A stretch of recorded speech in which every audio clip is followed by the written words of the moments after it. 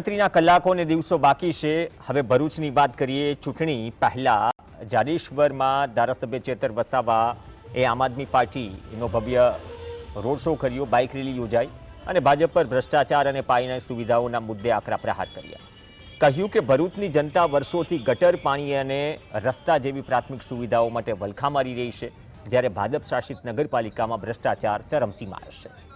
સુરતના કથિત હવાલાકાંડ અંગે તેમણે કહ્યું કે જનતાનું ધ્યાન ભટકાવવાનો પ્રયાસ થઈ રહ્યો છે। ભાજપને વળતો સવાલ કર્યો કે કમલમ બનાવવા માટેના કરોડો રૂપિયા ક્યાંથી આવ્યા।